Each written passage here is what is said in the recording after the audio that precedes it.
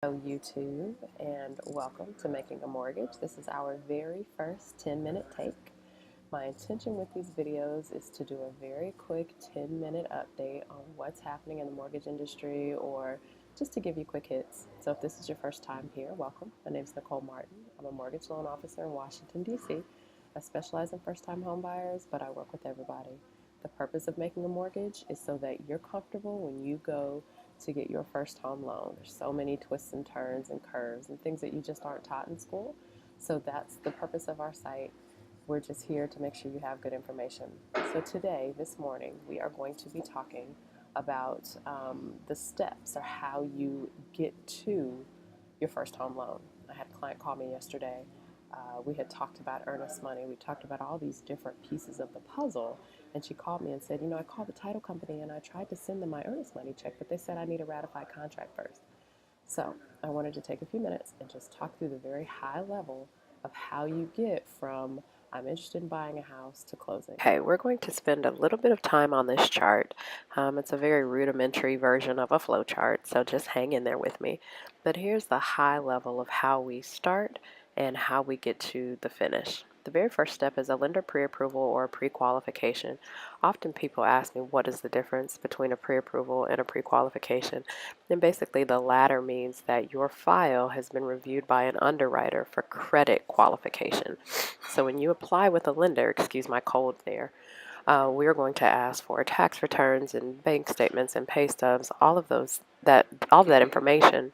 We'll take that, and in order to get you a pre-qualification, we'll send it to our underwriting team, and the underwriters will say, yes, this makes sense. You are pre-qualified from a credit standpoint.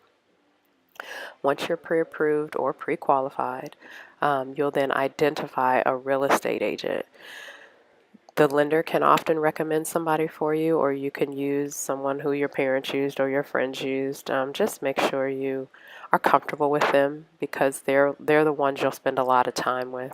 Once you guys identify a property you want, you then get a fully ratified contract, which means you've written an offer on a property and a seller has agreed to take your offer for that property. Once you're ratified, you then want to give your lender that contract. I think a lot of people forget that we sometimes as lenders don't know what's happening. We don't know that you found a place. We don't know that you're ready to go. So make sure your lender gets a copy of that contract. And then there's a due diligence period. Now the due diligence period is from both the lending perspective and the real estate perspective. So with your realtor, you will be doing home inspections, you will be doing termite inspections, and anything else that might be necessary for you to be comfortable with that property. From a lending perspective, our due diligence is when we really start to dig into your finances. We look in exhaustive detail at your credit report. We look at your bank statements. Are you receiving money from anywhere that we haven't talked about? Is that money we want to use for the loan? Is that money we don't want to use for the loan? So the due diligence period can be quite intrusive, and it's a bit hard to swallow, especially for first-time homebuyers. But hang in there, find a lender you trust, and just hang in there with us. And then one of the critical pieces of this part of the pie is the appraisal. The appraisal is ordered by the lender. We will send somebody out to look at the property and see if it is worth the amount of money that you've agreed to pay for it. So back up at the ratified contract stage, you offer the seller a certain dollar amount, and that seller says, yes, I will accept that dollar amount. But when we get down to the appraisal part of it, this is the bank saying, okay, is the property in fact worth what you guys have agreed to pay for it?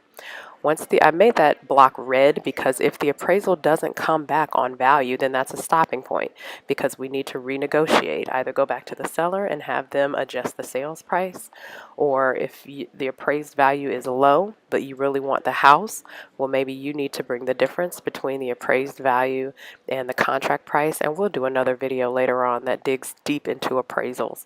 But for now, just suffice it to say, the appraisal is a significant turning point in the process. Once the appraisal comes back and we've gotten all the answers to our questions from the due diligence period, then we send the file to underwriting. The underwriter's responsibility is to make sure that the loan officers have not missed something, to make sure that we have you in the right project, the right loan product rather, to make sure that we have satisfactorily identified any cash deposits or cash withdrawals, to make sure that we know where your money for closing is coming from, all of those things. So the underwriter is kind of the gatekeeper to the final approval. Once underwriting is finished with your file, you usually are issued a conditional approval. That approval says, yes, we will fund this loan if you can give me the answers to these questions. And those questions are usually things that either the lender overlooked, or the loan officer, I should say, overlooked at the beginning, or they're just questions that the underwriter has based on what they've seen. It's nothing, it's just a normal part of the process.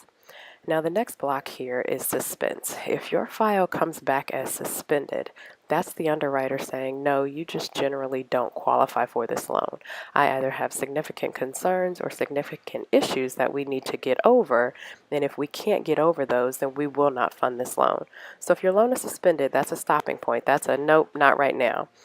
We'll do another video you guys tell me if you're interested in a deep dive on what a suspense is and what a suspended file is. We can do another video on that later on, and I'm happy to dig into that. But what we want after you come out of underwriting is a conditional approval. When we get those conditions, we'll come back and ask you for them. We then send them back to underwriting, and underwriting issues you're clear to close. So that's it for today for our very high level of how a mortgage is made. If there are any questions or any comments, if you really want that appraisal video next or that deep dive into what a suspense is, leave me a comment below and I will make sure to read them, and we'll put together a future video on those specific pieces of the pie or anything else, any of the other blocks that are there.